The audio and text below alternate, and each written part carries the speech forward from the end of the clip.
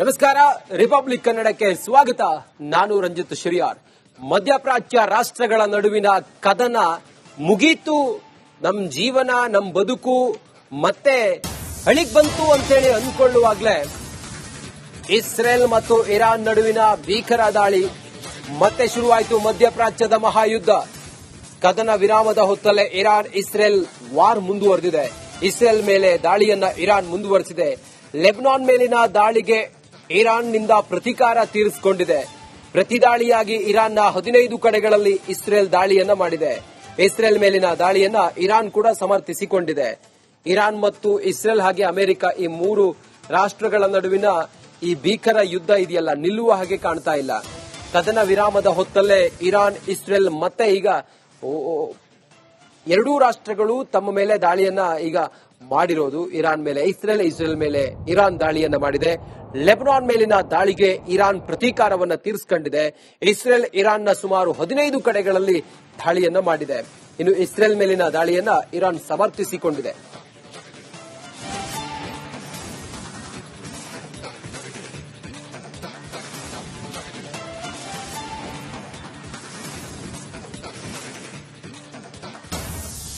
Israel Iran ನಡುವೆ ಕಾಳಗ ಮುಂದುವರೆದಿದೆ. ದಾಳಿಯ ತೀವ್ರತೆ ಹೆಚ್ಚಾಗ್ತಿದ್ದಂತೆ ಅಮೆರಿಕ ಅಧ್ಯಕ್ಷರು ಮಧ್ಯಪ್ರವೇಶ ಮಾಡಿದ್ದಾರೆ. ಇಸ್ರೇಲ್ ಅಧ್ಯಕ್ಷರ ಜೊತೆ ಡೊನಾಲ್ಡ್ ಟ್ರಂಪ್ ಮಾತುಕತೆ ಮಾಡಿದ್ದಾರೆ.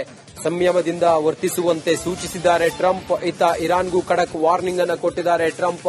ಈ ಮಧ್ಯಪ್ರಾಚ್ಯ ಯುದ್ಧಗಳಿಂದಾಗಿ ಪ್ರಪಂಚದಾದ್ಯಂತ ಸೃಷ್ಟಿಯಾಗಿರುವಂತಹ ಹಾಹಾಕಾರ, ಅದು ನೀವು ಗಮನಿಸ್ತಾ ಇರೋ ಹಾಗೆ ತೈಲ, ಗ್ಯಾಸ್ ಸೇರಿದಂತೆ ಇವೆಲ್ಲವೂ ಕೂಡ ಗಗನಕ್ಕೇರಿದೆ ಬೆಲೆ.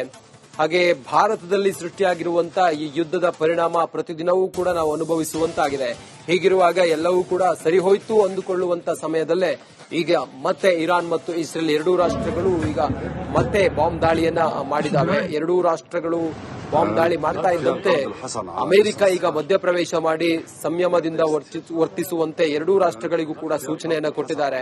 ಕದನ ವಿರಾಮದ ಹೊತ್ತಿನಲ್ಲೇ ಎರಡೂ ರಾಷ್ಟ್ರಗಳು ಈಗ ದಾಳಿಯನ್ನ ಮಾಡಿರೋದು. ಲೆಬನಾನ್ ಮೇಲೆ ಯಾವಾಗ ದಾಳಿಯಾಯಿತು, ಈ ಪ್ರತಿದಾಳಿಯೂ ಕೂಡ ಈ ಸಂದರ್ಭದಲ್ಲೇ ನಡೆಯಿತು. ಇಸ್ರೇಲ್ ಅದಕ್ಕೆ ಕೌಂಟರ್ ಕೂಡ ಕೊಟ್ಟಿದೆ. ಒಟ್ಟಾರೆ ಸಂಪೂರ್ಣವಾಗಿ ಯುದ್ಧ ಎಲ್ಲವನ್ನ ಸರ್ವನಾಶ ಮಾಡುತ್ತಿದೆ.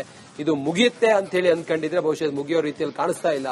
ಅಮೆರಿಕದ ಯುದ್ಧೋನ್ಮಾದ, ಇರಾನ್ ಅದಕ್ಕೆ ನೀಡುತ್ತಿರುವಂತಹ ಪ್ರತೀಕಾರ, ಇಸ್ರೇಲ್ ಕೂಡ ಸರಿಯಾದಂತ ಸಮಯದಲ್ಲಿ ಇರಾನ್ನ H, ಹೌತಿ, ಹಮಾಸ್ ಹಾಗೆ ಏನಿದ್ದಾರೆ ಈ 3 ಭಯೋತ್ಪಾದಕ ಸಂಘಟನೆಗಳು, ಇವುಗಳನ್ನ ನಿರ್ನಾಮ ಮಾಡಲೇಬೇಕು ಅಂತ ಹೇಳಿ ಹೊರಟಿರುವಂತದ್ದು ಹಿಜ್ಬುಲ್ಲಾ, ಹೌತಿ, ಹಮಾಸ್. ಇಸ್ರೇಲ್ನ ಟಾರ್ಗೆಟ್ ಇರೋದೇ ಹಮಾಸ್, ಹೌತಿ, ಹಿಜ್ಬುಲ್ಲಾ. ಆದ್ರೆ ಇರಾನ್ ಅವರಿಗೆ ನೆಲೆಯನ್ನ ಕೊಟ್ಟಿದೆ. ಇರಾನ್ ಮೇಲೆ ದಾಳಿ ನಿರಂತರವಾಗಿ ಇಸ್ರೇಲ್ ಮಾಡುತ್ತಿದೆ. ಇದಕ್ಕೆ ಪ್ರತಿದಾಳಿಯೂ ಕೂಡ ಇರಾನ್ ಮಾಡುತ್ತಿದೆ. ಇದರ ನಡುವೆ ಒಬ್ಬ ಸಂಕಟದಲ್ಲಿ ಅಮೆರಿಕ ಇದೆ.